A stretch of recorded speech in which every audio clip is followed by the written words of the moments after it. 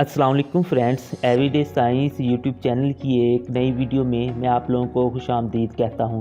दोस्तों, हमें पता है कि पत्थर की डेंसिटी पानी की डेंसिटी से ज़्यादा होती है, इसलिए जब हम पत्थर को पानी में फेंकते हैं तो वो फ़ौरन पानी में डूब जाता है। लेकिन जब हम पत्थर को एक ख़ास तरीके से फेंकते हैं तो वो पानी में डूबने से पहले पानी की सतह पर जंप करता हुआ दिखाई देता है।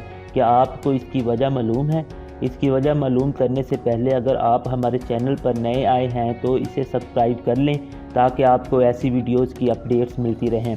इस सवाल का जवाब जानने से पहले हमें Newton third law of motion का पता होना चाहिए। इस लॉ के मुताबिक every action has an equal and opposite reaction. इसका मतलब ये है कि हर अमल का एक रद्द अमल होता है जो अमल के बराबर लेकिन मुखालिफ सिमत में होता है। मिसाल के तौर पर जब हम एक गेंद को सामने दीवार पर थ्रो करते हैं तो वो वापस हमारे पास आ जाती है। दीवार पर जो फोर्स हमने लगाई थी वो एक्शन था और जो फोर्स दीवार गेंद पर लगाती है वो रिएक्शन होता है। ये दोनों बराबर और मुखालिफ सिमत में होते हैं।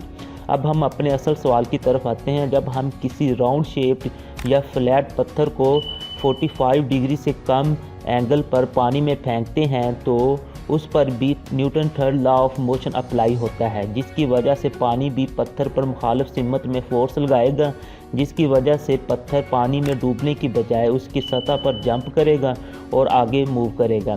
ये पत्थर उस वक्त तक पानी की सतह पर उछलता रहेगा जब तक ये फोर्स मुकम्मल तौर पर इस्तेमाल ना हो जाए।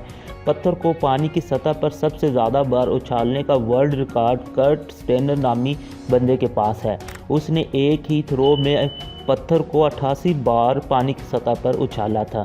दोस्तों, उम्मीद है आपको हमारी ये वीडियो पसंद आई होगी। वीडियो पसंद आए तो इसे लाइक करें, इसे अपने दोस्तों के साथ शेयर करें और हमारा चैनल लाजमी सब्सक्राइब कर लें। Thanks for watching. अल्लाह निगहबान।